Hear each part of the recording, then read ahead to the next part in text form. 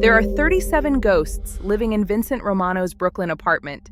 He doesn't see them with his eyes. He feels them in the trembling of his hands when he pours his morning coffee. He hears them in the silence between his heartbeats.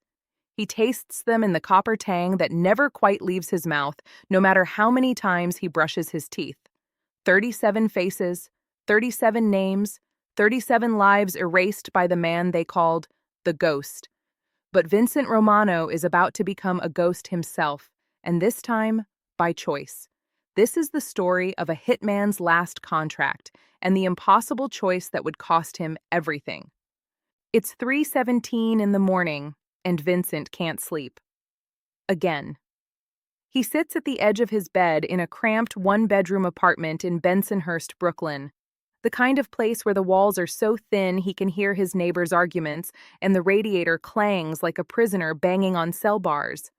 For a man who's earned millions over 25 years, Vincent Romano lives like a monk. No expensive furniture, no flat-screen television, no photographs on the walls, just ghosts. The only luxury he allows himself is a faded tourism brochure spread across his kitchen table. The cover shows Pemaquid Point Lighthouse perched on jagged coastal rocks in Maine, with waves crashing against stone and seagulls frozen mid-flight against an impossibly blue sky. Pemaquid Point, Maine, where the ocean meets eternity. Vincent traces his finger across the lighthouse image for the 100th time this month. His hands that have never shaken while holding a gun, tremble slightly as he imagines a different life. A quiet life. A life where he wakes up to the sound of waves instead of sirens, where his only responsibility is feeding a dog and watching sunrises instead of planning murders. He's 48 years old enough to know that men like him don't get happy endings, but desperate enough to try anyway. Vincent closes his eyes and tries to remember what peace feels like. Instead, he sees her face, the little girl from 3 weeks ago. The memory hits him like a fist to the gut, and Vincent's eyes snap open. He stands and walks to the kitchen, pours himself 2 fingers of Jameson, neat, the same drink his father used to have before he abandoned the family when Vincent was 12. The whiskey burns going down, but it doesn't silence the voices. It never does anymore. That night 3 weeks ago changed something fundamental inside Vincent Romano, though he's only beginning to understand the full weight of it. It was supposed to be routine. Franco, the family consigliere, had called it simple cleanup, with his usual dismissive wave. In and out, ghost, no complications. The target was Mikey Knuckles Palmieri, a mid-level enforcer for the Genovese family who'd been skimming money from a joint operation in Queens. The Castellano family didn't tolerate theft, and they especially didn't tolerate disrespect. Mikey Knuckles had done both, and the price for both was always the same. Vincent had tracked him to an abandoned warehouse in Astoria, one of those industrial buildings where New York's forgotten history goes to die. Rusted machinery, broken windows, the smell of motor oil and decay hanging in the air like a funeral shroud. Vincent was a professional. He'd done this dance 36 times before. He waited in the shadows until Mikey arrived for a late-night meeting with a supplier who would never show up. Vincent's intelligence was always perfect, his timing flawless, his execution clean. One shot. Center mass. Mikey dropped before he even knew death had arrived. Vincent was already moving toward the exit, gun holstered, gloves still on, when he heard it. A gasp. Small. Terrified. The sound a child makes when the world shatters in front of their eyes. He turned, and there she was. A little girl, maybe 7 years old, standing in the doorway with a stuffed rabbit clutched in her small hands. She wore pajamas with cartoon characters on them, SpongeBob or something similar. Vincent couldn't remember the exact details later, only the expression on her face. Her eyes, wide and brown and impossibly innocent, locked onto Vincent's face. Then they dropped to her father's body, crumpled on the concrete floor, blood pooling beneath him like spilled paint. For 3 seconds, Vincent and the girl stared at each other. In those 3 seconds, Vincent made a calculation he'd never made before. The rules were clear. No witnesses ever. Leaving her alive meant risking everything. His freedom, his retirement, his life. The Castellano family had executed men for less. But Vincent looked at that little girl, at her trembling lips and the tears beginning to stream down her cheeks, and he saw something he'd buried 25 years ago: his own humanity. So Vincent did something he'd never done in his entire career as an enforcer. He let a witness live. He holstered his gun, put one finger to his lips in a gesture of silence, and walked past her into the night. The girl didn't scream, didn't run. She just stood there, frozen in trauma that would probably haunt her for the rest of her life. Vincent knew that feeling intimately. He'd carried his own version of it since he was 14 years old, watching his uncle die in a bodega robbery gone wrong. Now, 3 weeks later, that little girl's face visits Vincent every time he closes his eyes. She's joined the roster of 37 ghosts, except she's different. She's alive, and that difference is destroying him. Vincent drains his whiskey glass and makes a decision that's been building in his chest like pressure in a cracked pipe. It's time to get out. He's earned it. He's survived longer than anyone in his position has a right to. Most enforcers for the Castellano family end up dead by 40, either from rival families, police bullets, or the family's own internal purges. But Vincent has been careful, smart, invisible. Getting out of the Mafia isn't like quitting a corporate job, though. There's no 2-week notice, no exit interview, no gold watch at the retirement party. Men who try to leave the Castellano family usually leave in body bags, dumped in the marshlands of New Jersey, or buried under concrete in a Brooklyn basement. But Vincent Romano isn't just any soldier. He's the ghost, the most efficient, most reliable, most feared enforcer the Castellano organization has employed in 3 decades. Vincent has earned privileges that other men can only dream of. So when he requests a meeting with Don Salvatore Castellano himself, the request is granted within hours. They meet at Lombardi's restaurant in Little Italy on a Tuesday afternoon when the lunch rush has died down and the Don conducts his private business in a back room that smells of espresso and old leather. 2 bodyguards flank the door, but Don Castellano dismisses them with a wave of his liver-spotted hand. The Don is 73 years old, with silver hair combed back from a lined face that's seen 6 decades of violence, betrayal, and survival. He's known Vincent since Vincent was 23, a hungry street kid with nothing to lose and a talent for making problems disappear. "Vincent," the Don says, his voice like gravel wrapped in silk. "You asked to see me. I'm listening." Vincent sits across from the man who's been more of a father to him than his real father ever was. There's no easy way to say this, so Vincent chooses the direct approach. "Don Castellano, I want to retire." Silence fills the room like smoke. For a moment, Vincent wonders if he's made a fatal mistake. Men have been killed for less presumptuous requests. But then, something unexpected happens. The Don smiles. "You want to retire?" he repeats, tasting the words like fine wine. After 25 years of loyal service, Vincent the Ghost Romano wants to hang up his gun and fade away. Vincent nods once, maintaining eye contact, showing respect, but also strength. "Yes, Don Castellano." The old man leans back in his chair, fingers steepled beneath his chin. "Why?"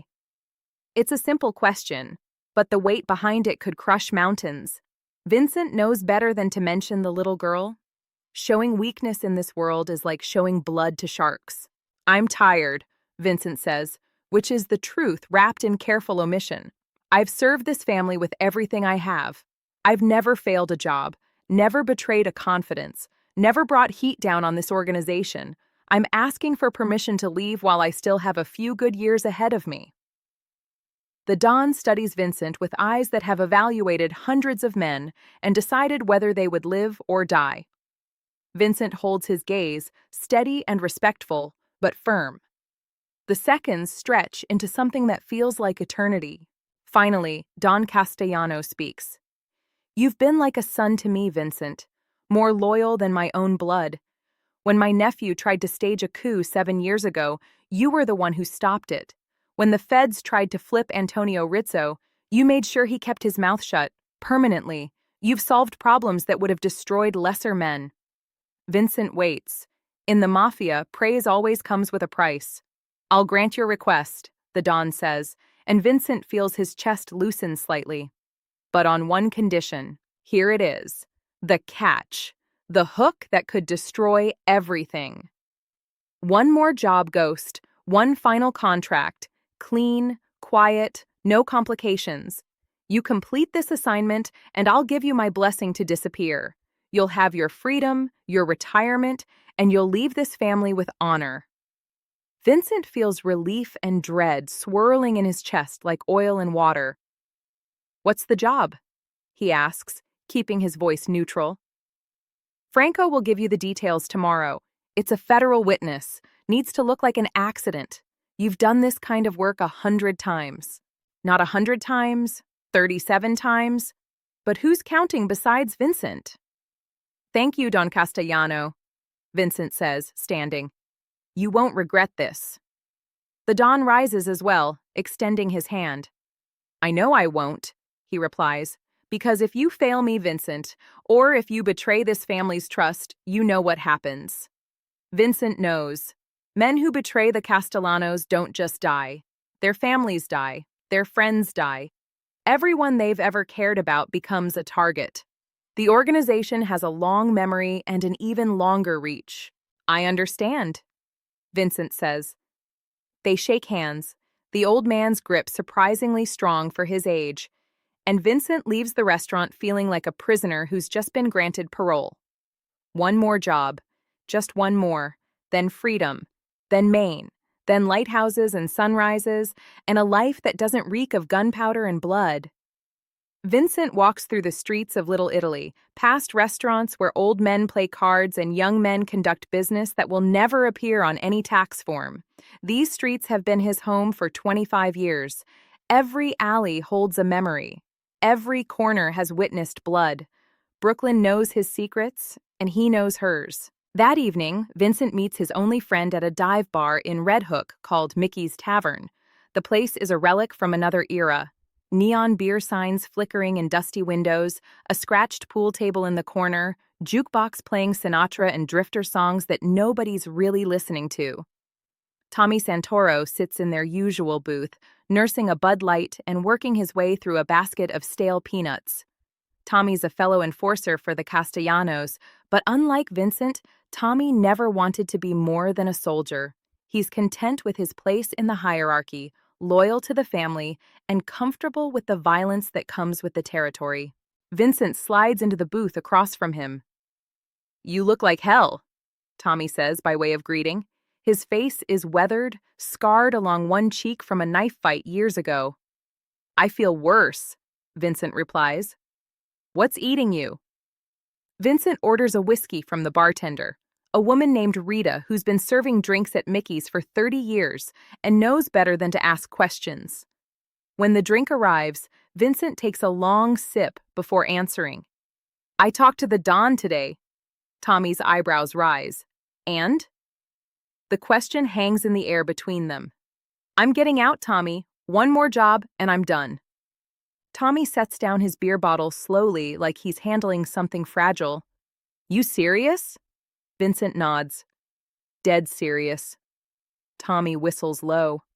Where you gonna go? Vincent pulls the folded Maine brochure from his jacket pocket and slides it across the scarred table. Tommy picks it up, studies the lighthouse on the cover, and lets out a low chuckle. Maine? You're gonna become a lobster fisherman or something? Vincent shakes his head. I'm gonna buy a small cottage near the coast, somewhere quiet, somewhere I can hear myself think.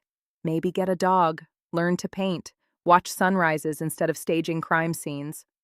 Sounds boring as hell, Tommy says, but there's no judgment in his voice, just sadness. The kind of sadness that comes from watching a friend walk towards something you know you'll never have yourself. Sounds like peace, Vincent corrects. They sit in silence for a moment, two men who've lived in the shadows for so long that sunlight seems like a foreign country. The jukebox switches to another song, something by Dean Martin about lost love and second chances. You ever think about getting out? Vincent asks. Tommy shakes his head slowly. This life is all I know, Ghost. All I'm good at. I don't got dreams like you. I don't got a picture of some lighthouse calling my name. This, he gestures around the bar with his beer bottle. This is my home. The family is my family. I'll probably die doing this work, and that's okay with me. Vincent envies that certainty. Tommy knows who he is and where he belongs. Vincent feels like he's been pretending to be someone else for 25 years, and he's finally getting the chance to remember who he was before the first body dropped, before the first ghost moved into his apartment. I'm happy for you, Ghost, Tommy says quietly, his voice carrying genuine warmth. You deserve a shot at something better. Vincent meets his friend's eyes.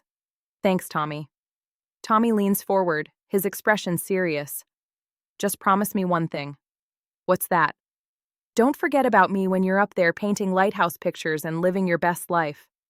Vincent smiles, a rare expression that feels strange on his face, like muscles that haven't been used in years. Never. They finish their drinks in comfortable silence, and when Vincent leaves Mickey's Tavern that night, he feels something he hasn't felt in years. Hope. Real, fragile, dangerous hope. The kind of hope that can get a man killed in his line of work. But Vincent allows himself to feel it anyway, just for tonight. Tomorrow, the real work begins. Tomorrow, Franco will hand him a file with a name, a face, a location. Tomorrow, Vincent will begin planning his 38th and final job. Vincent walks back to his apartment through streets that pulse with late-night energy. Cars honk, sirens wail in the distance. A couple argues on a stoop. Life in Brooklyn continues its chaotic dance, indifferent to the fact that a killer walks among them, dreaming of redemption. When Vincent reaches his building, he climbs the stairs slowly, his hand trailing along the worn railing. He's climbed these stairs thousands of times, but tonight they feel different, like he's already beginning to leave this life behind. Inside his apartment, Vincent's phone buzzes with a text from Franco. 10 a.m., usual place, bring coffee, you're gonna need it. Vincent stares at the message for a long moment, his thumb hovering over the screen. Why would he need coffee for a simple assignment? The unease that's been lurking at the edges of his consciousness begins to sharpen into something darker. Something's wrong. But Vincent pushes the thought away, sets his phone on the kitchen counter next to the main brochure, and prepares for another sleepless night. He lies in bed, staring at the ceiling where shadows dance from the streetlight outside his window. The 37 ghosts are quiet tonight, as if they're waiting to see what happens next, as if they know that tomorrow will change everything. Vincent closes his eyes and forces himself to breathe slowly, counting each exhale like a meditation. In 24 hours, he'll know the details of his final contract. In 72 hours, maybe a week at most, the job will be complete. And then Vincent. The ghost Romano will disappear into the coastal mists of Maine and never look back. But as sleep finally claims him in the dark hours before dawn, Vincent dreams of brown eyes and stuffed rabbits, of little girls who witness things they should never see, and of choices that can never be unmade. Tomorrow, he'll discover that this final job won't be simple at all. Tomorrow, Vincent will be forced to confront the one thing he's been running from his entire life, his own conscience. And the price of that confrontation might be higher than even the ghost can afford to pay. Vincent arrives at the vacant parking garage in Dumbo at exactly 10 in the morning, carrying 2 cups of coffee from the bodega on the corner. One black for Franco, one with cream and sugar for himself. The garage hasn't been used in years, not since the Castellanos bought the building through a shell corporation and let it fall into strategic disrepair. It's the perfect meeting place for conversations that can never be recorded, in a city where surveillance cameras multiply like bacteria. Franco's black Mercedes is already parked on the 3rd level, engine off, windows tinted so dark they look like portals into nothing. Vincent parks his Honda Civic, a deliberate choice, always something forgettable, 2 spaces away, and walks over with the coffees. The morning is cold and his breath mists in the air.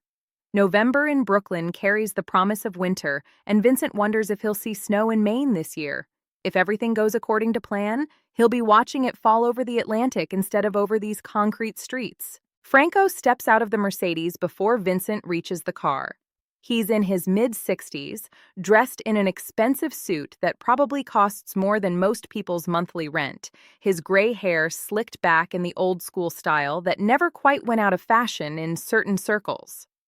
Franco has been the Castellano family's consigliere for 30 years, and in that time, he's orchestrated more deaths than Vincent has executed. The difference is that Franco's hands never get dirty. He's the architect. Vincent has always been the hammer. "You're punctual," Franco says, accepting the black coffee. "I appreciate that about you, Ghost." Vincent nods, sipping his own coffee and waiting. Franco doesn't waste time on small talk unless he's trying to manipulate someone, and Vincent has known him too long to fall for that particular dance. "The Don told you about the job," Franco continues, reaching into his Mercedes and pulling out a manila envelope. "Federal witness. Needs to be handled carefully. This one's got the feds watching, so it has to look completely natural. No questions, no investigations, nothing that leads back to the family." "Understood," Vincent says, taking the envelope. It's thicker than usual, which means there's more information than a simple hit requires. Vincent feels the first flicker of unease in his gut, the same instinct that's kept him alive for 25 years.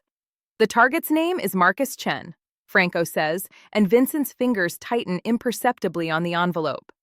28 years old, accountant, works for a nonprofit in Boston, but he used to audit restaurants in Queens. Smart kid, too smart for his own good. He stumbled onto some financial records he shouldn't have seen, records from our operations through the Romano restaurant group. "You remember that chain?" Vincent remembers. The Romano restaurant group is one of the Castellanos' most successful money laundering fronts, processing millions in cash through legitimate-looking business transactions.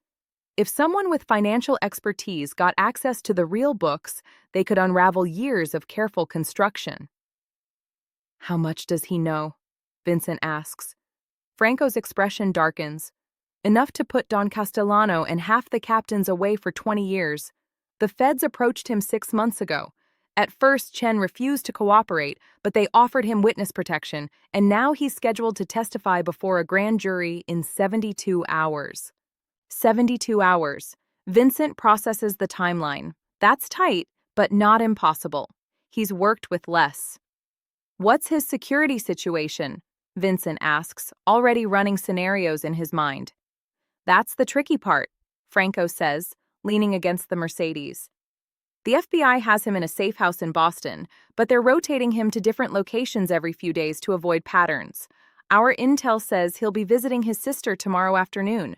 Supervised, but it's the only window we have where he's not completely locked down. The feds think the visit is low risk because it's in a public place. Sister." Vincent's unease intensifies, but he keeps his face neutral. "Where's the meet happening?" Franco pulls out his phone and scrolls through some notes. "A cafe in Boston's North End. The FBI will have 2 agents with him, probably more watching from nearby. You'll need to be creative. It can't look like a hit. Has to be an accident. Car accident, maybe. Sudden health emergency. Something the autopsy won't question." Vincent nods slowly. "And after?" "After you collect your payment and disappear to whatever lighthouse you're dreaming about," Franco says with a slight smile that doesn't reach his eyes. "The Don keeps his word, Ghost. You do this clean, and you're out. Free and clear." Franco finishes his coffee and tosses the empty cup into a nearby trash barrel. "Everything you need is in the envelope. Photos, schedule, known associates, addresses. Study it, plan it, execute it. You have 72 hours.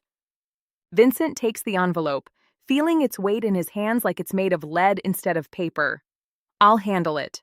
Franco claps him on the shoulder, a gesture that might seem paternal if Vincent didn't know better. "I know you will. You've never failed us, Ghost. Don't start now." Franco gets back into his Mercedes and drives away, the engine's purr echoing through the empty garage.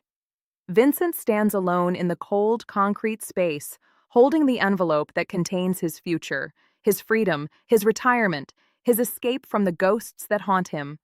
But first, he has to create one more ghost. Vincent walks back to his Honda, slides into the driver's seat, and sits in silence for a long moment before opening the envelope. His hands are steady. They always are when it's time to work, but something in his chest feels tight, like a fist closing around his heart. He tells himself it's just the stress of the final job, the natural anxiety of knowing that one mistake could cost him everything. But deep down, Vincent knows it's something else. It's the instinct that's kept him alive all these years, screaming at him that something about this assignment is wrong. Vincent opens the envelope. The first thing he sees is a surveillance photograph of a young Asian man walking down a Boston street, dressed in business casual attire, carrying a messenger bag. Marcus Chen. Clean-cut, intelligent-looking, the kind of person who probably never imagined he'd end up in the crosshairs of the Mafia. Vincent flips through more photos. Marcus at a coffee shop, Marcus entering an apartment building, Marcus sitting on a park bench with a book. The surveillance is thorough, professional. The Castellanos have been watching Marcus Chen for months. Then Vincent turns to the next page, and his world stops. It's a family photo, probably pulled from social media or public records. Marcus Chen standing next to a woman at what looks like a birthday celebration. The woman is in her mid-30s, beautiful, with long, dark hair and a smile that lights up her entire face.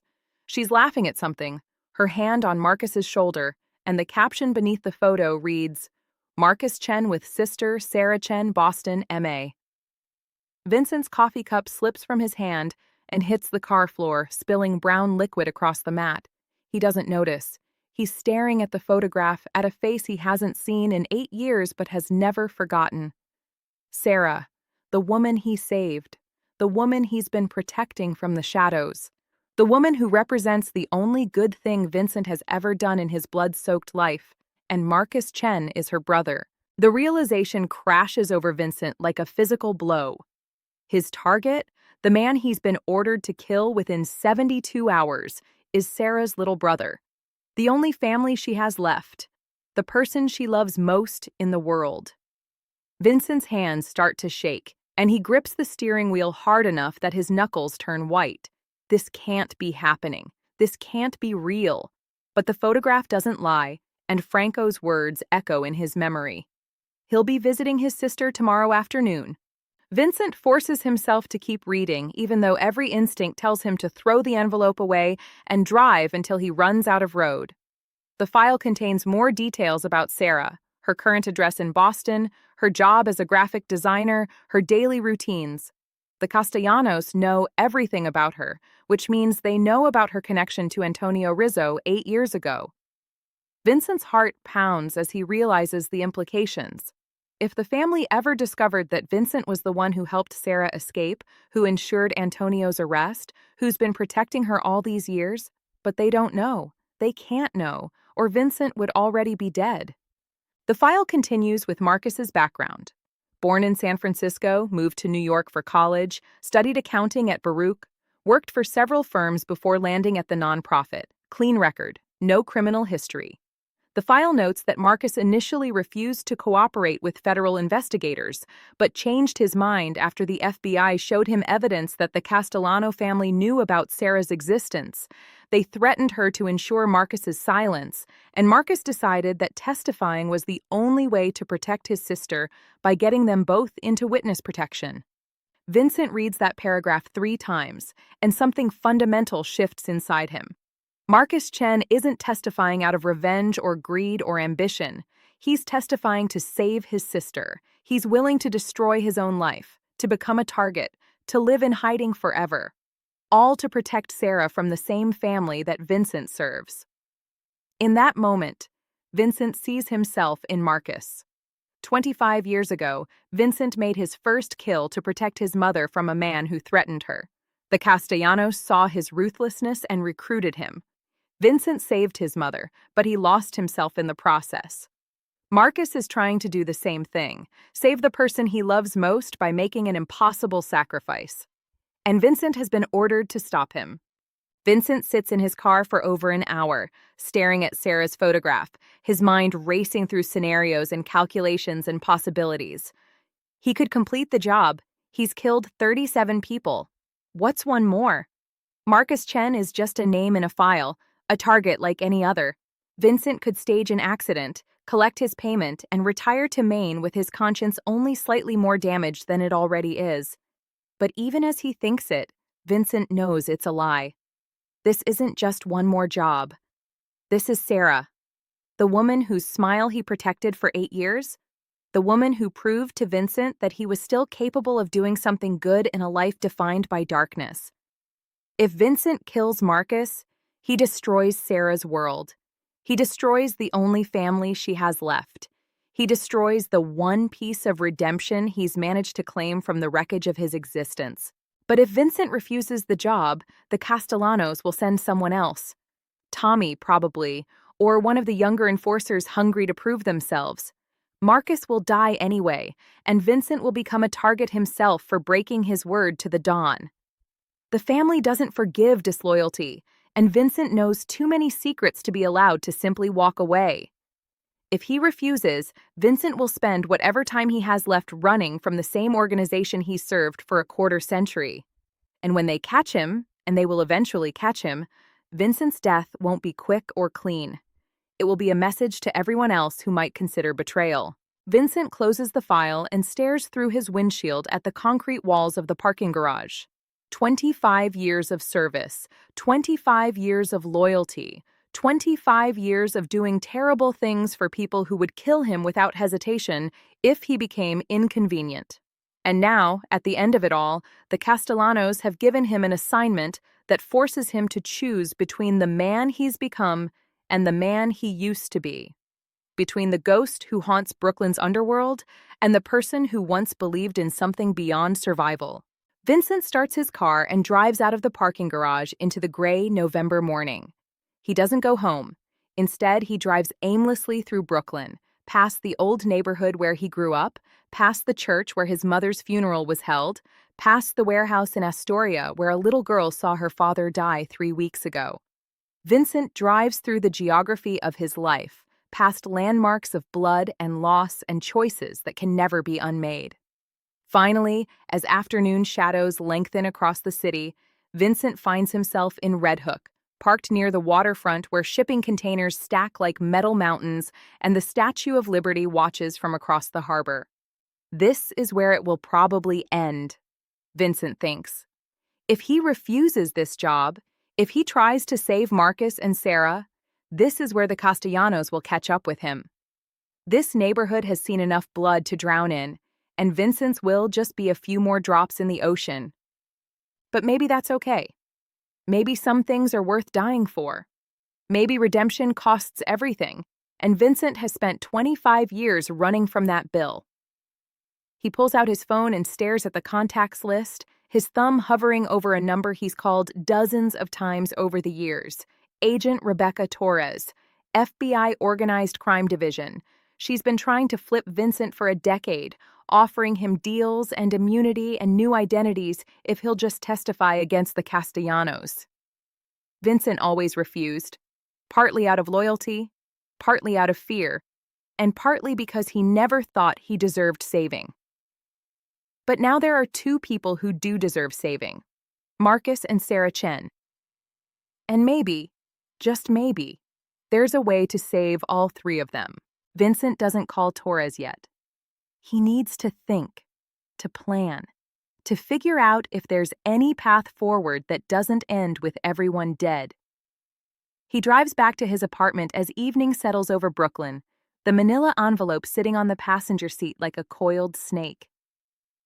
Inside his apartment, Vincent spreads the file contents across his kitchen table next to the main lighthouse brochure.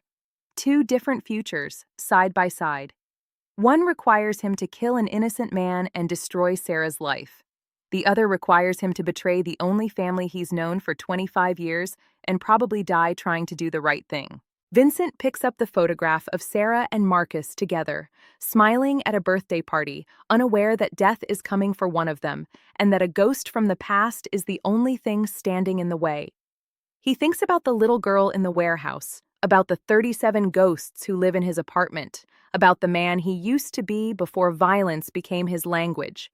And Vincent makes a decision that will cost him everything he's worked for and possibly his life. He's not going to kill Marcus Chen. He's going to save him. And somehow, he's going to save Sarah too.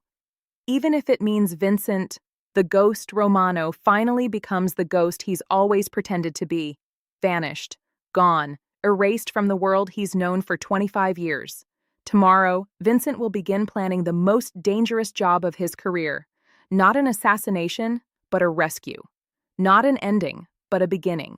And when the Castellanos discover his betrayal, and they will discover it, Vincent will face the consequences of choosing conscience over loyalty for the first time in his violent life.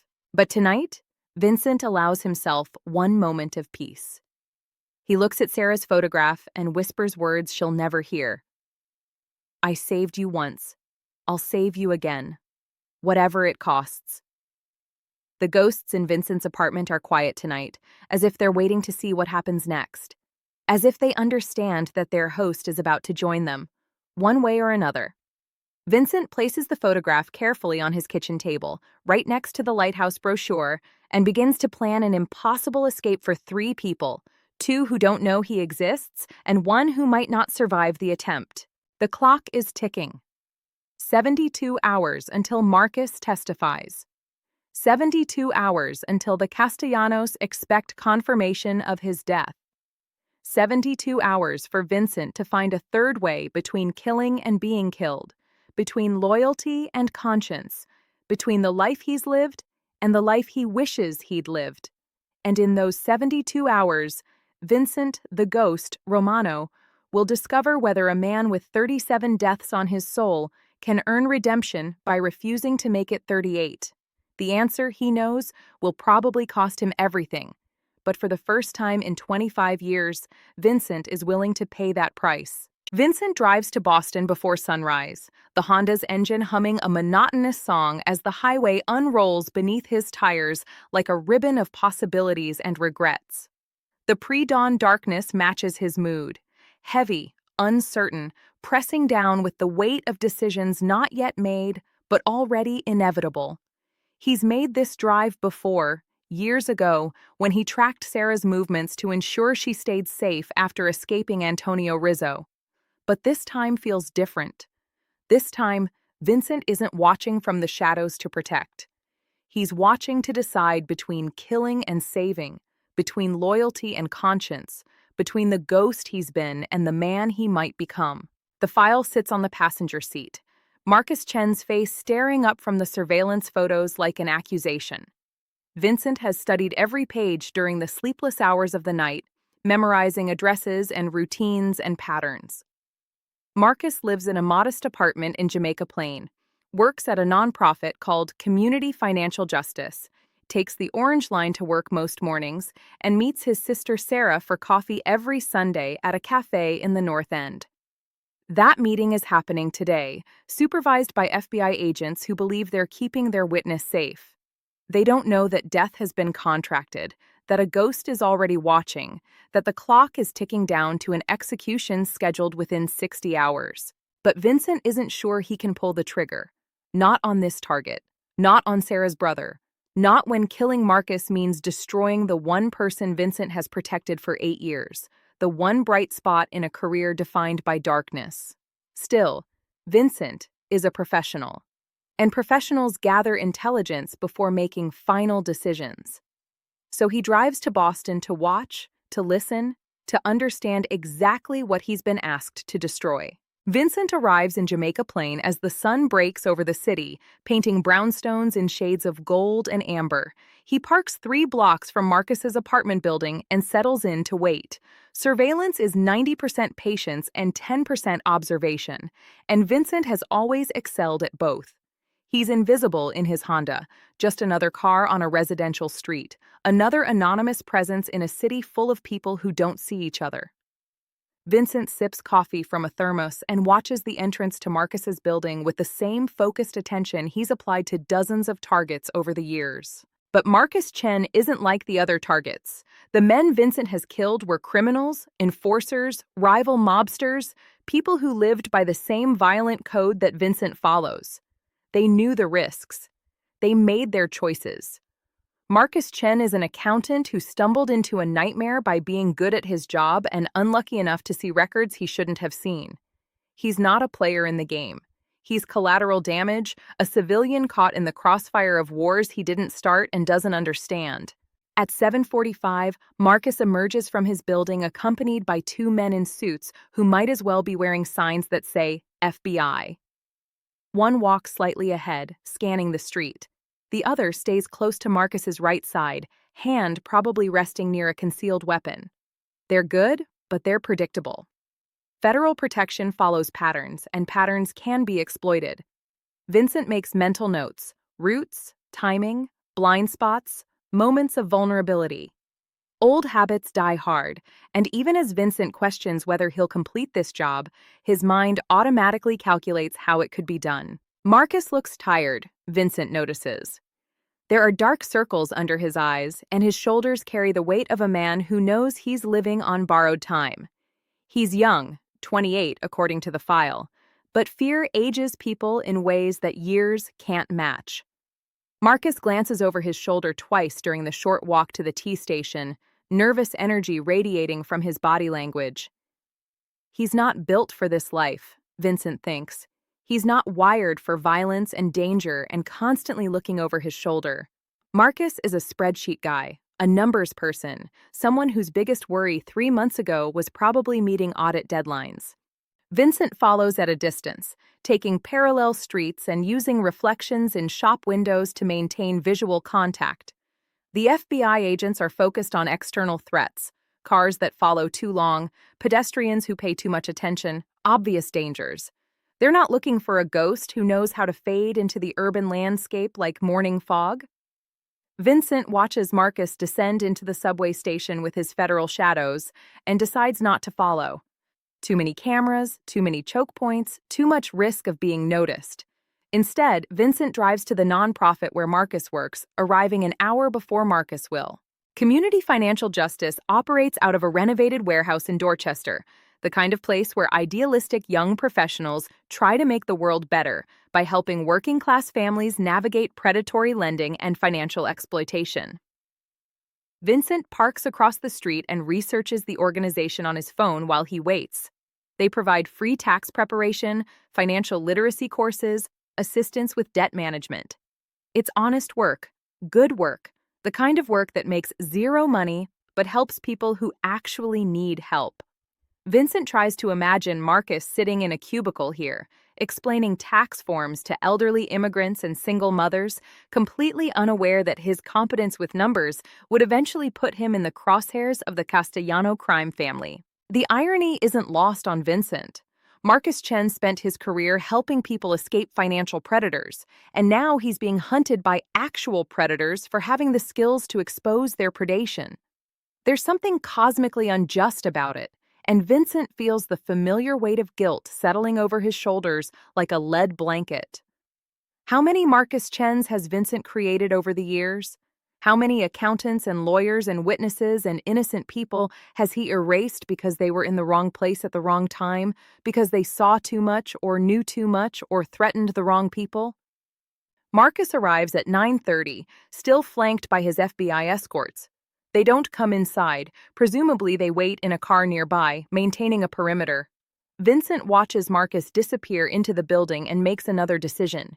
He needs to hear Marcus's voice, understand his motivations, confirm what the file suggested, that Marcus Chen is testifying not out of malice, but out of love. Vincent has technology for this, equipment he's used dozens of times.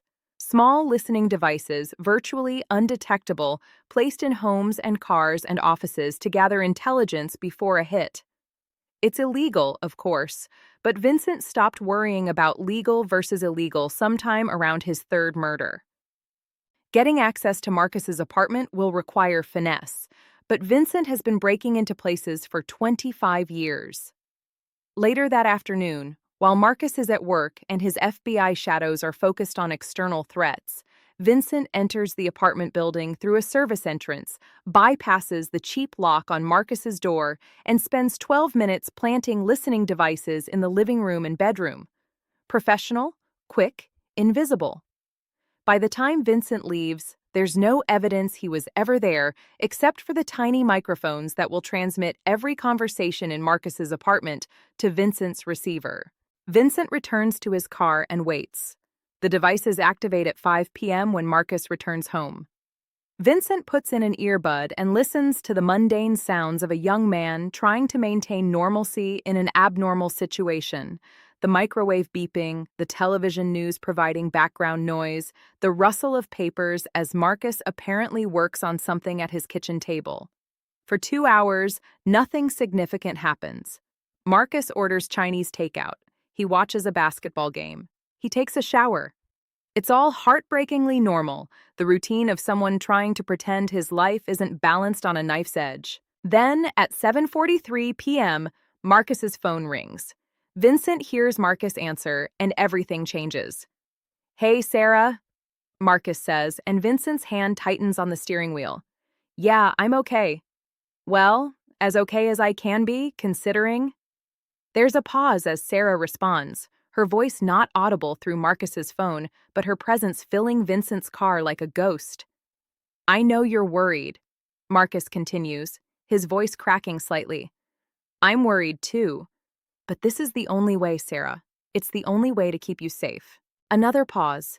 Vincent can hear the strain in Marcus's breathing, the barely controlled emotion. "The FBI says once I testify, we'll both go into witness protection. New names, new city, new lives. We can finally be free of this. You won't have to look over your shoulder anymore." The words hit Vincent like physical blows. Marcus isn't testifying for revenge or money or fame. He's testifying to save his sister.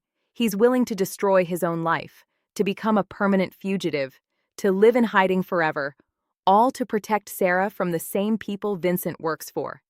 "I'm scared," Marcus admits, his voice dropping to barely a whisper. "I'm so scared, Sarah. What if they find us? What if the protection isn't enough? What if—" He stops, and Vincent hears what might be a sob being swallowed. "But I can't let them hurt you. After everything you've been through, after that bastard Antonio, after you finally built a life for yourself, I can't let them take that away. So yeah, I'm testifying, and yeah, we're going to disappear, and yeah, our lives are going to change forever. But you'll be alive. That's what matters." Vincent sits in his car, listening to Marcus Chen cry quietly into his phone, while his sister presumably tries to comfort him from whatever location she's calling from, and something fundamental breaks inside Vincent's chest. He sees himself in Marcus, not the version of himself that exists now, the ghost with 37 bodies behind him, but the version that existed 25 years ago. The kid who loved his mother so much that he killed a man threatening her. The kid who thought he was protecting his family but ended up losing himself in the process. The kid who made one violent choice and then couldn't find his way back to who he was before. Marcus is making the same choice, except he's not choosing violence. He's choosing sacrifice. He's choosing to give up everything. His career, his city, his identity, his future, to protect the person he loves most. It's noble in a way that Vincent's original choice never was. Marcus is trying to save Sarah without destroying himself, without becoming a monster, without adding blood to his hands. And Vincent has been sent to stop him. Vincent has been sent to kill this brave, terrified young man who just wants his sister to be safe. The conversation continues for another 10 minutes, with Marcus eventually promising Sarah that everything will be okay, that they'll get through this together, that in a year they'll be sitting in some small town somewhere drinking coffee and laughing about how scared they were. It's a beautiful lie, the kind of comforting fiction that people tell each other when reality is too heavy to bear. Marcus knows the danger isn't ending after testimony, it's just beginning. Witness protection is far from perfect, and the Castellano family's reach extends across state lines and years. After Marcus hangs up, Vincent hears him break down completely. The sobs come hard and desperate, the sound of a man who's been holding himself together through sheer force of will, finally allowing himself to crack in the privacy of his apartment. Vincent listens because he has to, because this is part of the job, because understanding your target is essential, but mostly Vincent listens because he deserves to hear it, deserves to understand exactly what he's been asked to do. If he kills Marcus Chen, this is what he's killing. Not a threat or a criminal or a rival, but a brother who loves his sister enough to sacrifice everything. Vincent removes the earbud and sits in silence as evening darkens into night. The Boston streets fill with people heading to restaurants and bars, living their oblivious lives, unaware that life and death decisions are being made in parked cars and dark apartments all around them. Vincent thinks about the little girl from 3 weeks ago, about the 37 ghosts in his apartment, about the lighthouse in Maine and the retirement that's so close he can almost taste the salt air. He thinks about Don Castellano's warning, complete the job or face consequences, not just for himself but for anyone he's ever cared about. He thinks about Tommy Santoro and Franco and the only family he's known for 25 years. But mostly, Vincent thinks about Sarah Chen, about the woman he saved 8 years ago from a different monster, about her smile in that photograph, the joy on her face as she stood next to her brother at a birthday party, about the life she's built after escaping violence, the peace she's found, the future she's planning. If Vincent kills Marcus, he destroys all of that. Sarah will lose her only family. She'll lose her brother, her protector, her best friend. And she'll never know that Vincent Romano, the ghost who saved her once, is the same ghost who destroyed her a second time. Vincent starts his car and drives aimlessly through Boston streets, past the cafe where Marcus and Sarah are supposed to meet tomorrow, past Boston Common where couples walk hand in hand beneath streetlights, past the highway that leads back to Brooklyn and the life Vincent has lived for a quarter century. He drives until midnight, until the street's empty and his gas tank approaches empty, until the only sound is the engine and his own breathing and the ghosts that live in every quiet moment. Finally, Vincent makes his decision. It's not a sudden revelation or a moment of clarity. It's a slow, painful certainty that's been building since the moment he saw Sarah's face in that file. He can't kill Marcus Chen. Not for the Castellanos, not for his retirement, not for his own survival. Some lines can't be crossed, even by a man who's crossed every other line imaginable. Vincent has spent 25 years being a hammer, a weapon, a tool for other people's violence. But this one time, just this once, he's going to be something different. He's going to be the person who saves instead of destroys. He's going to be the ghost who haunts the living by keeping them alive. The decision brings no peace, no relief, no sense of righteousness. It brings only certainty and dread. Because Vincent knows what comes next. If he refuses this job, he becomes a target. The Castellanos don't forgive or forget. They'll send Tommy or someone else to complete the contract on Marcus, and then they'll come for Vincent. Refusing isn't enough. Vincent needs a plan. He needs to save Marcus and Sarah both, and he needs to do it in a way that doesn't get all three of them killed. Vincent pulls into a 24-hour diner somewhere in Cambridge and orders coffee he doesn't drink. He pulls out his phone and stares at Agent Rebecca Torres's number, the FBI contact who's been trying to flip him for a decade. Vincent has always said no, always maintained his loyalty to the family, always chosen the devil he knows over the uncertainty of cooperation. But this isn't about him anymore. This is about two people who deserve better than being collateral damage in a war they didn't start. Vincent doesn't call Torres yet. He needs to think, to plan, to figure out if there's any possible scenario where this ends with Marcus alive, Sarah safe, and Vincent not dead in a Brooklyn warehouse. The odds aren't good. Actually, the odds are terrible. But Vincent has survived 25 years in a profession where most don't last 5. He's earned his reputation as the ghost by being smarter, more careful, more creative than everyone else. If anyone can find a third way between killing Marcus and being killed himself, it's Vincent Romano. As dawn breaks over Boston, Vincent watches the sun rise through the diner window and remembers the Maine lighthouse brochure sitting on his kitchen table 300 miles away. That dream feels impossibly distant now, like something from another lifetime. Maybe it always was a fantasy, the kind of beautiful lie Marcus told Sarah on the phone. Comforting, but ultimately impossible. Men like Vincent don't get peaceful retirements. They don't get to wash the blood off their hands and start over. They get exactly what they've earned, which is usually a bullet and an unmarked grave. But maybe, just maybe, Vincent can earn something different by doing the one thing he's never done before, by saving a life instead of taking it, by choosing the right thing over the smart thing, by finally answering the question that's haunted him since that little girl witnessed her father's murder 3 weeks ago. Is Vincent Romano still human beneath the ghost, or has the monster consumed everything that once made him a person? He's about to find out. And whatever the answer costs him, his retirement, his safety, his life, Vincent knows it's a price he's finally willing to pay. Tomorrow, he'll reach out to Agent Torres. Tomorrow, he'll start planning an impossible rescue. Tomorrow, Vincent will begin the most dangerous job of his career, except this time the target isn't dying. This time, everyone lives, or everyone dies trying. Vincent leaves money on the diner counter and walks out into the cold Boston morning. The decision made, the path chosen, the consequences accepted. Somewhere in this city, Marcus Chen is waking up to another day of fear and federal protection.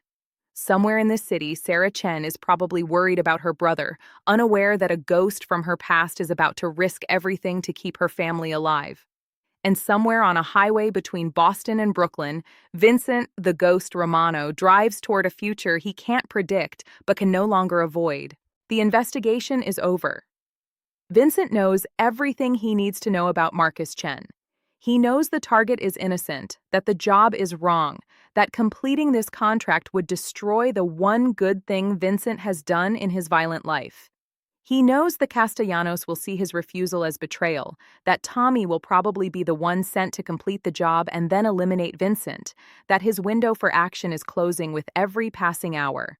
But Vincent also knows something else, something that matters more than fear or survival or self-preservation. He knows that some choices define who we are, and this is his defining moment. This is where Vincent Romano decides whether he dies as a ghost or finally lives as a man. And for the first time in 25 years, the choice is easy. The consequences are terrifying, but the choice itself is crystal clear. He's saving Marcus Chen, he's protecting Sarah Chen, and whatever it costs him, whatever bridges he has to burn, whatever blood he has to spill, including possibly his own, Vincent is finally going to be something other than death in human form. He's going to be redemption, even if redemption kills him. Vincent sits in his Honda outside a Starbucks in downtown Boston at 6 a.m, watching through the window as Agent Rebecca Torres orders what looks like a complicated coffee drink involving multiple modifiers and at least one Italian word. She's in her early 40s, dressed in a practical pantsuit that screams federal agent, her dark hair pulled back in a no-nonsense ponytail. Vincent has been dodging her recruitment attempts for 10 years, always politely declining her offers of immunity and witness protection in exchange for testimony against the Castellanos. But this morning, for the first time in their long dance of cat and mouse, Vincent is the one who initiated contact. The text he sent at 5 a.m. was simple. Need to talk. Today, alone. It's about Marcus Chen. Torres responded within 3 minutes. She takes her coffee and walks to a corner table, sitting with her back to the wall. Standard tactical positioning for someone who's spent decades in law enforcement.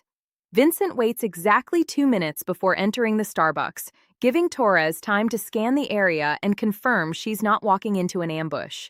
The morning crowd is thin. A few college students working on laptops, a construction worker grabbing breakfast, nobody who looks like Mafia muscle or federal backup. Vincent approaches Torres's table and sits down without asking permission. She studies him with the expression of someone who's just drawn a royal flush in a poker game but is trying not to show it. Vincent Romano, Torres says quietly, her voice carrying a hint of disbelief beneath the professional neutrality. In 10 years, you've never agreed to meet me face to face.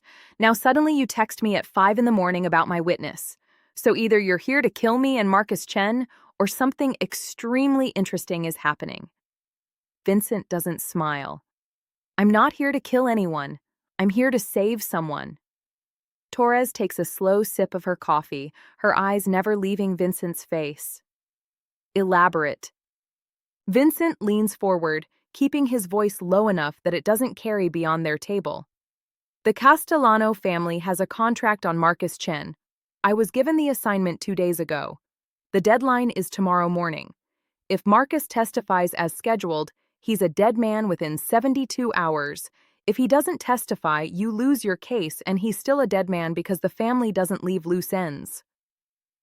Torres's expression doesn't change, but Vincent sees her hand move subtly beneath the table, probably toward a weapon or a panic button. He continues before she can make a decision. I'm not here as a threat, Agent Torres.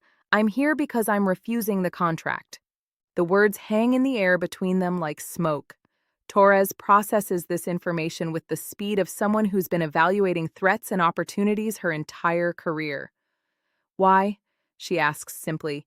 Vincent has prepared for this question during the sleepless night, and he's decided that partial truth is safer than complete honesty. He can't tell Torres about Sarah, about the personal connection, about the 8 years of secret protection. That information could compromise everything, so Vincent tells a different truth, one that's equally valid even if it's incomplete. Because Marcus Chen is innocent, Vincent says. He's not a criminal, he's not a rival mobster. He's an accountant who saw something he shouldn't have seen, and now he's trying to protect his sister by testifying. I've spent 25 years killing people, Agent Torres, but I've always had lines. Kids, for example, innocent civilians, people who didn't choose this life. Marcus crossed one of those lines. Torres leans back in her chair, studying Vincent like he's a puzzle she's trying to solve. That's very noble, Mr. Romano. But nobility doesn't keep people alive. If you refuse this contract, the Castellanos will send someone else, probably within hours of discovering your refusal, and then they'll kill you too. I know, Vincent says. That's why I need your help. Torres raises an eyebrow. My help to do what, exactly? Vincent pulls out his phone and slides it across the table. On the screen is a photograph he took yesterday, Marcus Chen walking to his apartment with his FBI escorts. I need help faking Marcus Chen's death. The plan Vincent has been formulating for the past 24 hours spills out in careful, measured detail. It's audacious and risky and probably impossible, but it's the only scenario Vincent can envision where everyone survives. Marcus is supposed to meet his sister today at Cafe Vittoria in the North End, supervised by your agents. The Castellanos know about this meeting. It's in the file they gave me. They're expecting me to stage an accident either during transit or shortly after. Torres listens without interrupting, her training evident in how she absorbs information without reacting prematurely. Instead, Vincent continues, we stage a death that looks completely convincing. A car accident on the route back to the safe house, violent enough that identification is difficult. A body in the driver's seat, burned beyond recognition, dental records that match Marcus. I deliver photographic evidence to the Castellanos proving the job is complete. Marcus and his sister get relocated immediately into witness protection with new identities, deeper than your standard protocol, and I disappear before the family discovers the deception. You're talking about manufacturing evidence, Torres says carefully. Creating false dental records, obtaining a corpse, staging an elaborate deception that would require resources and coordination at levels that could get me fired or arrested if anything goes wrong? Vincent nods. Yes, that's exactly what I'm talking about. Torres drinks her coffee, and Vincent can see her mind working through the implications, the risks, the potential outcomes. And what do you want in exchange for this information? She asks. Because you're not doing this out of the goodness of your heart, you want something. I want 3 things, Vincent says. First, Marcus and his sister both get into witness protection. Deep cover, new identities, the kind of protection that the Castellanos can't penetrate even with their resources. Second, you give me a 72-hour head start before anyone knows Marcus is alive. I need time to disappear before the family realizes they've been deceived. And third, Vincent pauses, because this is the part that will determine whether Torres agrees or calls for backup to arrest him right now. Third, I walk away. No testimony against the Castellanos, no cooperation with your investigation beyond this one act. You get your witness, I save an innocent man's life, and then I vanish. Forever. Torres sets down her coffee cup with deliberate care. You realize I could arrest you right now. You just admitted to being a contract killer for the Castellano organization. I could have a dozen agents here in 5 minutes and put you away for the rest of your life. Vincent doesn't flinch. You could. But then Marcus Chen stays in danger, the Castellanos send a different killer who won't have second thoughts, and you lose your witness before he testifies. Plus, you lose the opportunity to protect him with a deception that makes the family think he's already dead. So yes, you could arrest me, but we both know you won't. The silence stretches between them, filled with the ambient noise of the coffee shop, espresso machines hissing, conversations murmuring, morning news playing on a television in the corner. Torres is calculating odds and weighing options, and Vincent waits with the patience that 25 years of surveillance has taught him. Finally, Torres speaks. I'd need to coordinate with my superiors. This isn't the kind of decision I can make unilaterally. Vincent shakes his head. No superiors, no committee meetings, no bureaucratic chains of command. Every person you bring into this plan is another potential leak, another point of failure. The Castellanos have informants everywhere, Agent Torres. How do you think they got Marcus's schedule in the first place? Torres's jaw tightens, because Vincent has just touched on a truth that keeps federal agents awake at night. The possibility of infiltration, of moles, of trusted colleagues who might be on a mob family's payroll.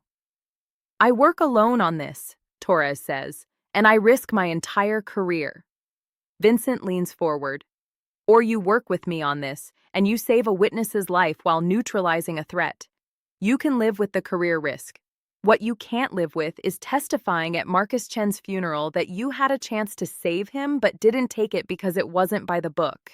It's manipulative, using Torres's obvious dedication to protecting witnesses against her. But Vincent is fighting for survival now, not just his own, but Marcus's and Sarah's. The ends justify the means, at least in this case. Torres's expression suggests she knows exactly what Vincent is doing, but she's considering it anyway. I need details, she finally says. Exact details. How you stage the accident, where you get the body, how you falsify the dental records. Every step of this insane plan needs to be bulletproof, because if the Castellanos discover the deception before Marcus testifies, everyone dies. Him, his sister, me, you, everyone. Vincent pulls out a folded piece of paper from his jacket pocket and slides it across the table. It's covered in his handwriting, a step-by-step breakdown of the plan he's been constructing since dawn. Torres unfolds it and reads in silence, her expression growing more skeptical with each line.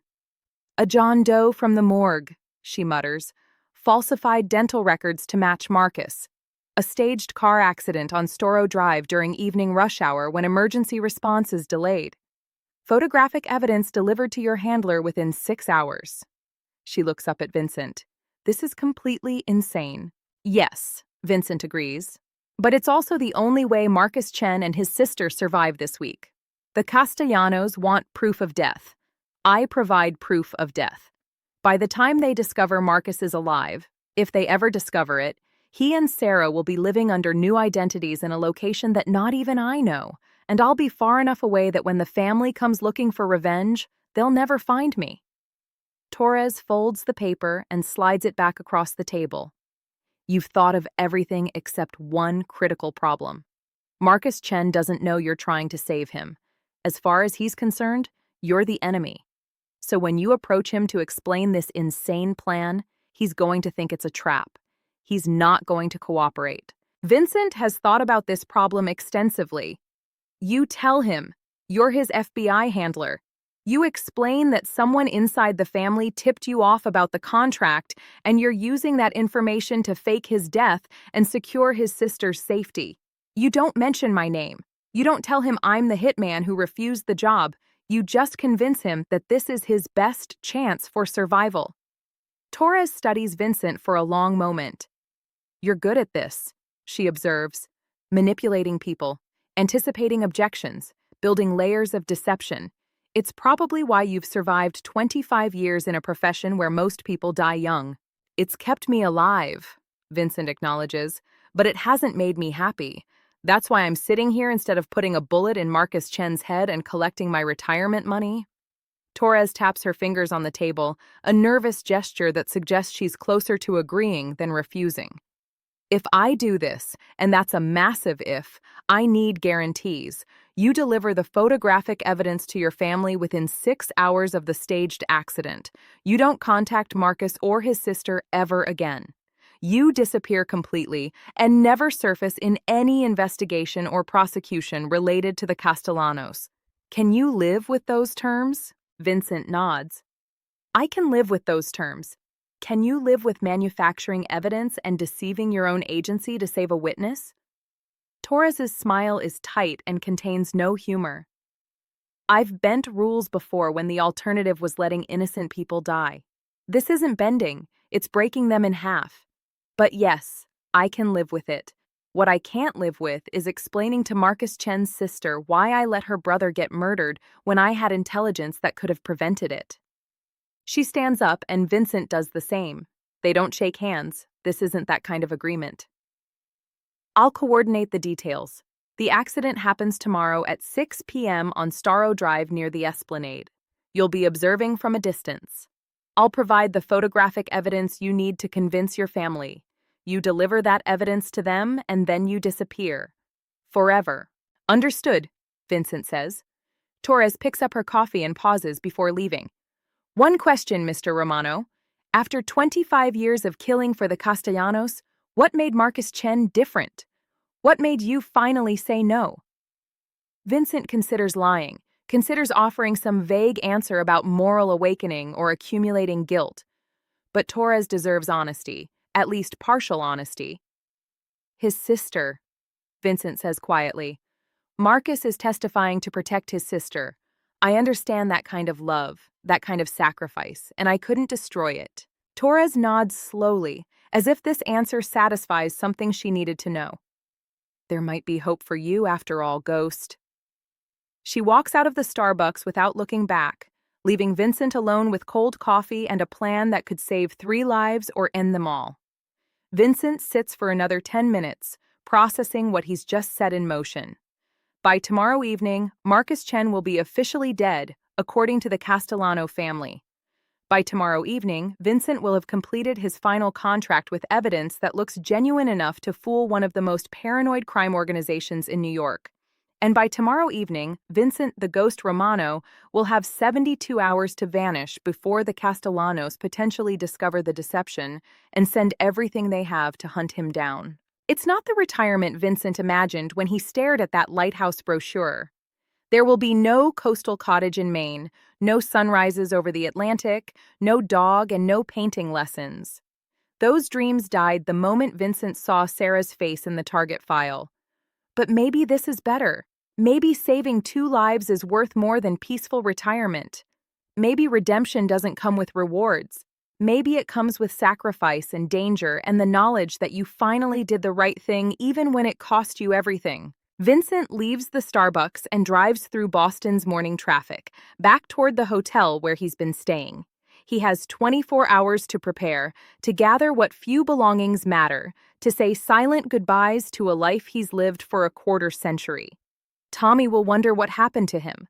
Don Castellano will eventually feel betrayed when the truth emerges. Franco will probably be the one who orders Vincent's execution when the deception is discovered. But Vincent has made his choice, and there's a strange peace in that finality.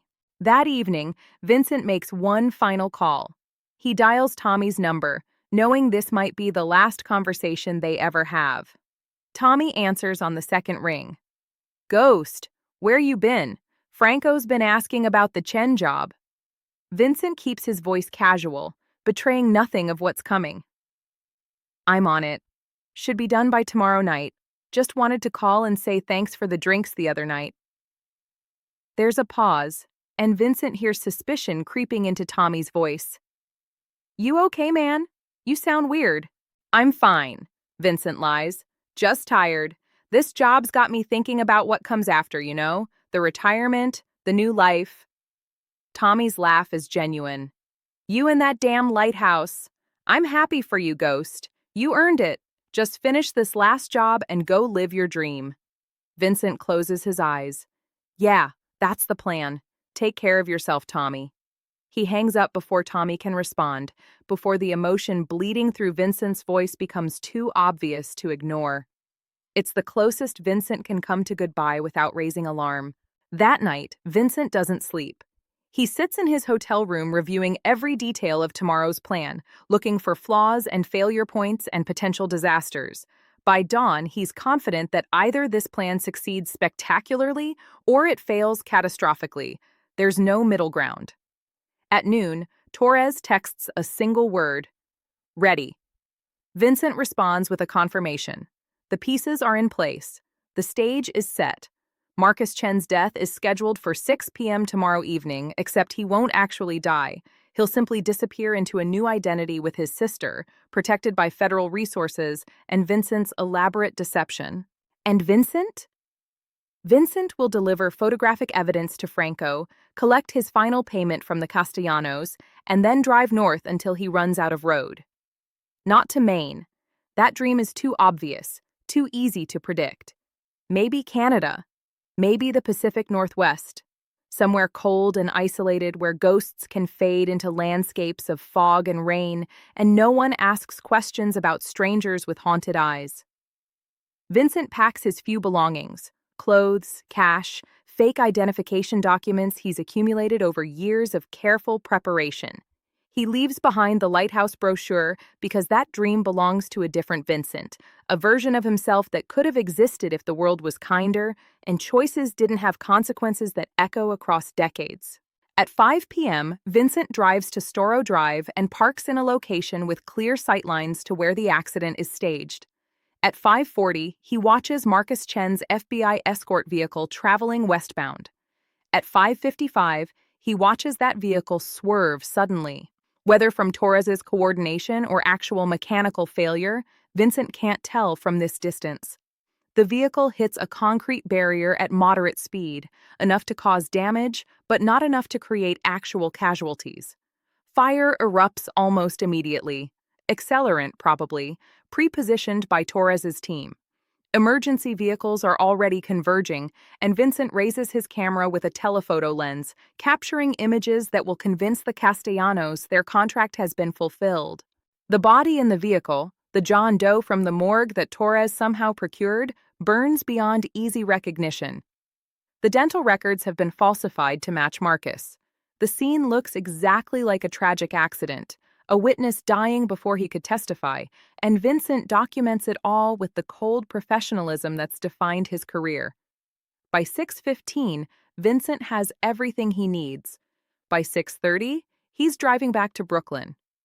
By 8 p.m., he's sitting across from Franco at Lombardi's restaurant, sliding the camera's memory card across the table. Franco reviews the images on his laptop, his expression neutral, but his eyes showing satisfaction. Clean work, Ghost. Very clean. The feds will probably suspect us, but they can't prove anything.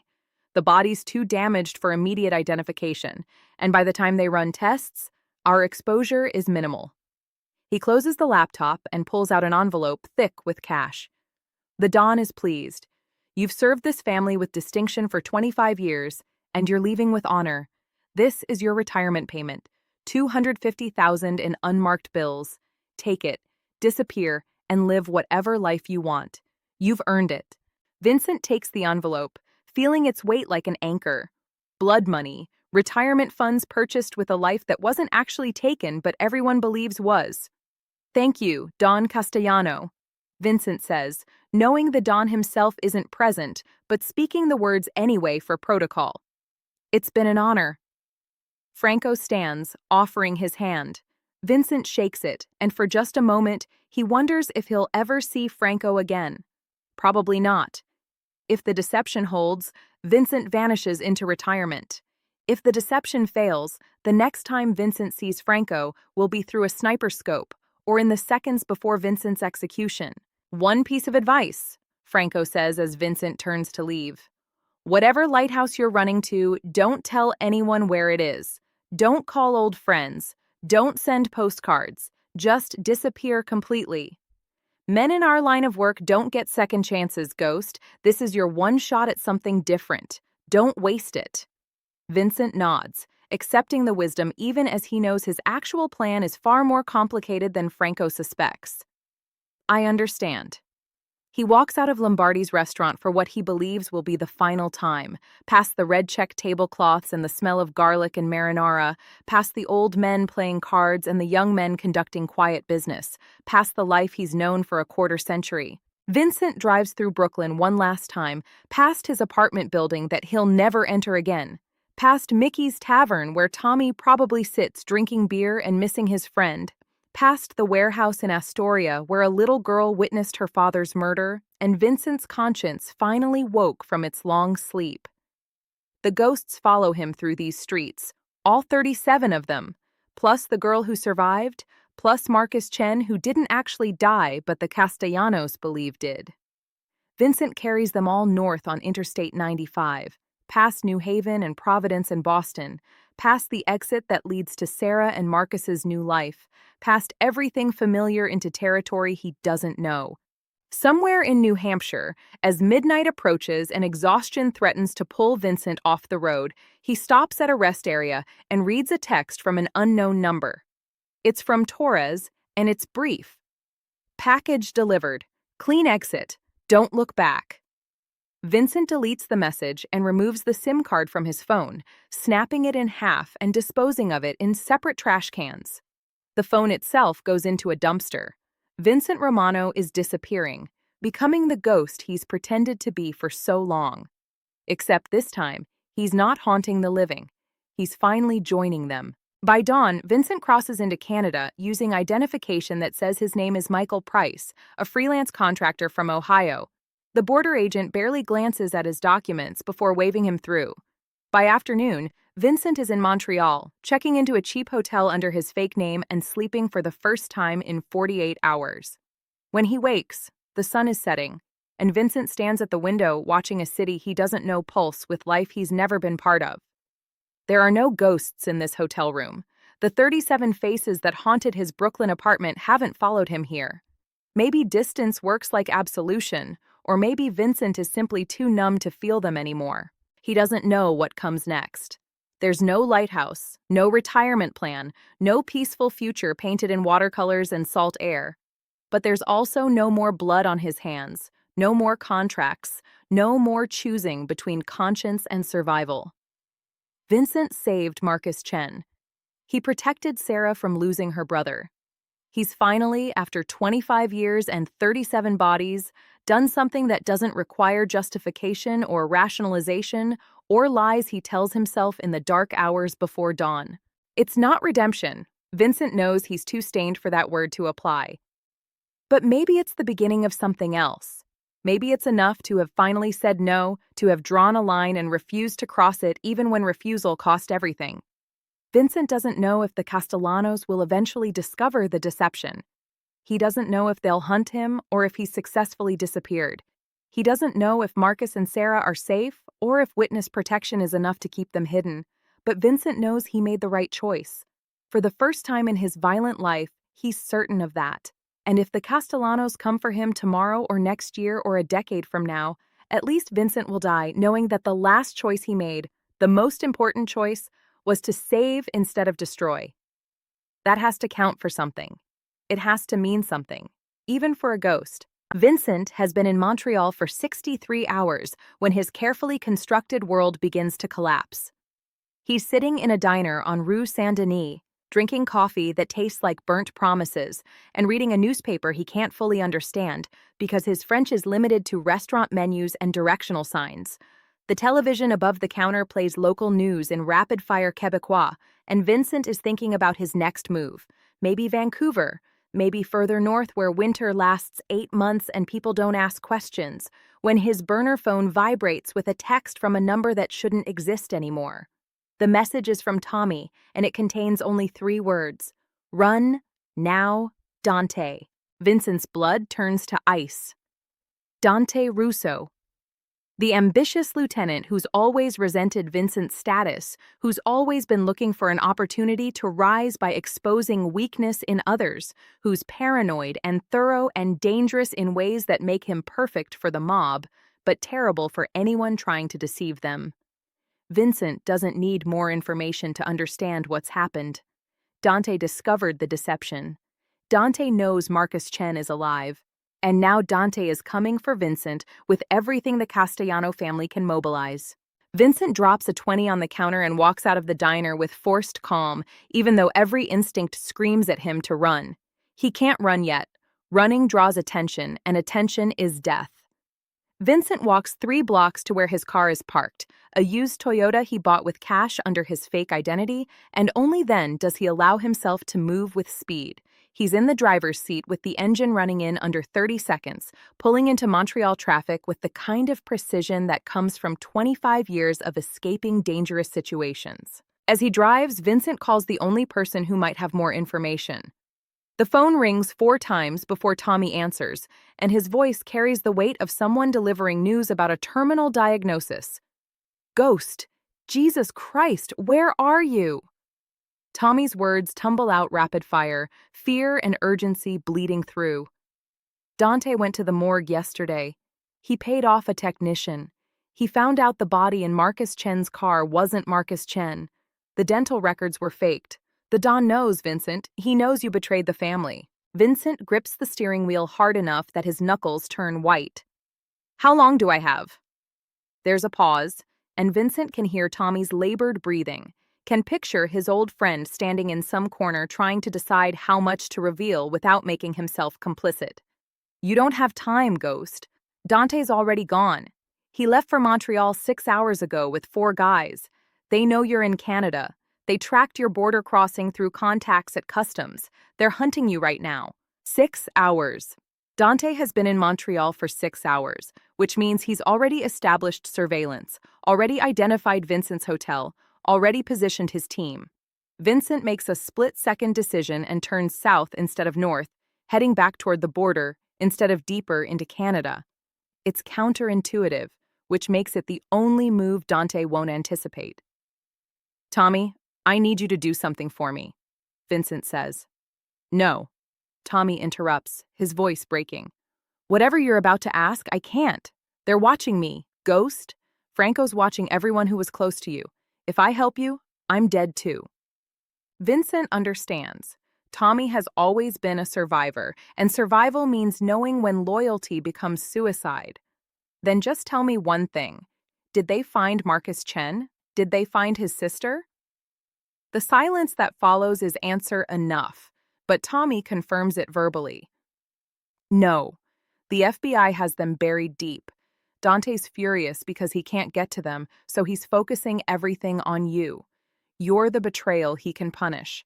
Vincent, you need to know. The Don put out a contract on you. $500,000. Every connected guy from here to Chicago is looking for your face. You can't hide from this. Vincent knows Tommy is right. $500,000 is enough to motivate armies of criminals, informants, corrupt cops, anyone with connections to the underworld. Vincent's face is probably being texted to hundreds of contacts right now, his description circulating through networks that span the entire eastern seaboard. He can't outrun $500,000. He can barely outrun Dante's team for more than a few hours. Thanks for the warning, Tommy, Vincent says quietly. I know it risks you just telling me. You were my friend, Tommy says, and there's genuine grief in his voice. You still are. I don't understand why you did it, but I hope whatever reason you had was worth dying for. Because that's what's coming, Ghost. You know that, right? Vincent knows. He's known since the moment he refused to kill Marcus Chen that this ending was inevitable. Redemption doesn't come cheap, and Vincent's bill has finally come due. It was worth it, Vincent says, and realizes he means it. Saving 2 innocent lives, protecting Sarah from losing her brother, finally doing something good after 25 years of blood, that's worth the price he's about to pay. Goodbye, Tommy, Vincent says. I'm sorry I dragged you into this. He hangs up before Tommy can respond, removes the phone's battery, and tosses both pieces out the window at different mile markers. Vincent is completely alone now, cut off from any support or allies, running on nothing but instinct and the skills that kept him alive for a quarter century. He drives south through Quebec's countryside, through small towns where church spires pierce gray November skies, through landscapes that look peaceful enough to make Vincent wonder what his life might have been if he'd made different choices at 23. But those thoughts are useless nostalgia, and Vincent pushes them away to focus on survival. He can't go back to Brooklyn. That's suicide. He can't stay in Canada. Dante will find him within 24 hours. His only option is to keep moving, stay ahead of the hunt, and hope that distance and time eventually dull the Castellanos' need for revenge. It's not a good plan. It's barely a plan at all, but it's the only option available to a ghost who's been exposed to daylight. Vincent crosses back into the United States at a small border station in northern Vermont, using his fake identification and the story that he's a contractor heading home from a job in Montreal. The border agent asks routine questions that Vincent answers with the easy confidence of someone who's lied professionally for decades. The agent waves him through, and Vincent feels a small measure of relief as he drives deeper into Vermont's mountains. If he can make it to the West Coast, maybe Seattle or Portland, maybe he can disappear into a city large enough to swallow ghosts. But Vincent only makes it another 40 miles before everything falls apart. He's driving through a stretch of forest highway, afternoon shadows lengthening across asphalt, when he notices the black SUV in his rearview mirror. It's been following for 3 miles, maintaining the same distance, matching his speed. Vincent's pulse quickens. Could be coincidence, could be paranoia, could be Dante. Vincent tests it by slowing down. The SUV slows down. Vincent speeds up. The SUV speeds up. Vincent curses under his breath and floors the accelerator. The chase that follows is brutal and desperate. Vincent's Toyota is no match for the SUV's power, but Vincent has experience and skill and the willingness to take risks that would kill most drivers. He cuts through mountain curves at speeds that make the tires scream, uses oncoming traffic as shields, takes turns that send gravel spraying into the forest. The SUV stays with him, professional and relentless, and Vincent knows with certainty that it's Dante's team. They've somehow found him, tracked him, cornered him on a highway with nowhere to hide. Vincent's only advantage is knowledge of how hunters think, because he's been a hunter himself for 25 years. So instead of running endlessly until his car gives out or he makes a fatal mistake, Vincent does something unexpected. He slams on the brakes, spinning the Toyota into a controlled 180 that leaves him facing the pursuing SUV. For one frozen moment, the two vehicles are pointed at each other like duelists at dawn. Then Vincent accelerates directly toward the SUV, playing chicken with people who want him dead. The SUV swerves at the last second. They want Vincent alive for questioning, for punishment, for an example to be made. And Vincent uses that hesitation to clip the SUV's rear quarter panel with his front bumper. The SUV spins out, crashes into a roadside ditch, and Vincent doesn't wait to see if anyone emerges. He's already reversing, already turning, already racing back the way he came. But Vincent knows the truth even as he drives. This isn't escape. This is just delaying the inevitable. If Dante's team found him once, they'll find him again. The contract, the network, the $500,000, it's all closing in like a noose. Vincent abandons the Toyota in a small town called Bradford and steals a pickup truck from a shopping center parking lot. He's committed to survival now, committed to buying every additional hour of life through criminal acts that feel strangely insignificant compared to the 37 murders behind him. Vincent drives west, then south, then west again, creating a pattern random enough that prediction becomes impossible. He stops for gas only at stations without cameras, pays cash for everything, avoids eye contact with everyone. He's operating on pure survival instinct now, the same instinct that's kept him alive through decades of violence. But 3 days later, as Vincent sits in a rest stop outside of Buffalo, New York, exhausted and running on fumes both literally and figuratively, he makes a decision that surprises him. He's not going to keep running. Running means living in fear forever, always looking over his shoulder, always waiting for the bullet or the knife or the wire around his neck. Vincent has spent 25 years living as a ghost, and he's tired of haunting the margins of life. If the Castellanos want him, they can have him. But Vincent is going to choose where and how this ends. He's going to have some control over his death, even if he couldn't control much of his life. Vincent drives back to Brooklyn. It's insane, suicidal, exactly what Dante would never expect. The Castellanos assume Vincent is running as far from New York as possible, putting distance between himself and retribution. So Vincent does the opposite. He returns to the only home he's known, to the neighborhood where he became the ghost, to the streets that witnessed his transformation from hungry kid to efficient killer.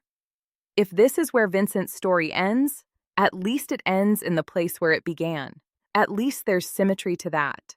Vincent arrives in Red Hook just after midnight on a Friday, the neighborhood mostly quiet except for bars spilling light and noise into dark streets. He parks the stolen pickup near the waterfront, near the abandoned docks where shipping containers rust in salty air and the Statue of Liberty watches from across black water. This is where it will happen, Vincent decides.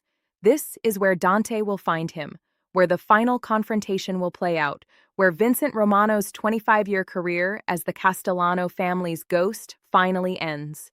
He doesn't have to wait long.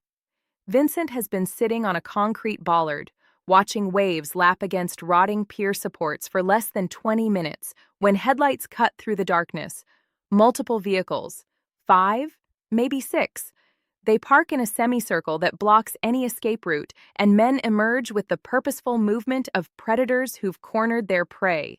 Dante Russo steps forward, and even in the dim light from the surrounding vehicles, Vincent can see the satisfaction on his face. Dante is in his early 40s, built like a boxer who never left the gym, dressed in expensive clothes that hide the violence he's capable of. He's flanked by 6 men. Vincent recognizes 2 of them as Castellano soldiers. The others are probably hired muscle. All of them are armed, though the guns remain holstered. They want this to be personal. "Vincent, the ghost Romano," Dante says, his voice carrying across the cold November air. "You know, I always respected you. 25 years, never a mistake, never a failure. You were a legend, and then you threw it all away for what? An accountant and his sister? I don't understand it, Ghost. Help me understand." Vincent stands slowly, keeping his hands visible, knowing that any sudden movement might end this conversation with bullets. "You wouldn't understand," Vincent says. "You've never protected anything except your own ambition." Dante smiles, and it's the smile of someone who's already won. "Maybe, but my ambition keeps me alive and climbing. Your conscience got you here, about to die in a place where nobody will find your body for weeks. The Dawn sent me to deliver a message. You betrayed the family. There's only one punishment for that." Vincent nods. He knew this was coming. He's made his peace with it. "Before you do whatever you're going to do," Vincent says, "tell me one thing. Did you find Marcus Chen? Did you get to his sister?" Dante's smile falters slightly. "No. The feds have them buried somewhere even we can't reach. But don't worry, Ghost. Eventually they'll surface. Eventually they'll make a mistake. And when they do, I'll finish what you refuse to do. I'll kill the accountant and I'll kill his sister just to spite the memory of your betrayal." The words hit Vincent like physical blows, and for the first time in this conversation, he feels real anger cutting through his acceptance. "You won't touch them," Vincent says quietly, and there's enough steel in his voice that Dante's men shift uncomfortably. "I won't be around to stop you," Dante counters. "In about 5 minutes, you'll be bleeding out on these docks, and nobody will remember Vincent Romano except as a cautionary tale about what happens when you forget where your loyalty belongs." Vincent knows Dante is right. The odds are impossible. 6 armed men against 1 unarmed ghost. But Vincent didn't survive 25 years by fighting fair. He survived by being smarter, faster, more ruthless than everyone else. And if he's going to die tonight on these Brooklyn docks, he's taking Dante Russo with him. Vincent's hand moves with the speed that made him legendary, pulling a gun from where it's been holstered beneath his jacket. He wasn't planning to use it, wasn't planning to fight at all, but Dante's threat against Sarah and Marcus changes everything. Vincent fires twice before anyone can react, and both shots hit Dante's center mass. Dante drops, and chaos erupts. The next 60 seconds are a blur of violence and desperation. Vincent's moving before Dante hits the ground, using shipping containers for cover as bullets spark off metal around him.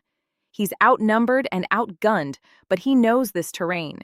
He's hunted in places like this, knows the angles and shadows and choke points. Vincent fires 3 more shots, dropping one soldier and wounding another. He's not trying to win. That's impossible. He's trying to survive long enough that Dante either dies from his wounds or gets scared enough to pull back. But Dante's men are professionals, and they quickly establish a crossfire that pins Vincent behind a container with no good escape routes. Vincent checks his ammunition. 4 rounds left. 4 rounds against 5 men. The math is brutal and unforgiving. He's been in worse situations, but not many. A bullet catches Vincent in the left shoulder, spinning him against the container and sending pain exploding through his nervous system. He fires back blindly, buying seconds rather than victory. Another bullet hits him in the side, below his ribs, and Vincent feels his legs weaken. He slides down the container's side, blood soaking through his shirt, and knows this is it. This is how the ghost finally stops haunting. But then Vincent hears sirens, multiple sirens approaching fast, and he realizes someone must have called the police, probably a nearby resident hearing gunshots. Dante's men hear it too, and their aggression turns to panic. They can't be caught here, can't be connected to this scene. Vincent hears shouting, engines starting, vehicles peeling away into the night. The shooting stops as abruptly as it started, and Vincent is left alone on the cold concrete, bleeding from 2 gunshot wounds, listening to sirens that might save his life or end his freedom. Vincent tries to stand, but his body refuses. The wound in his side is serious, maybe fatal if he doesn't get help soon. He crawls toward the water's edge, driven by some instinct to move even when movement seems pointless. The sirens are close now, maybe 2 blocks away. Vincent's vision is tunneling, darkness creeping in from the edges.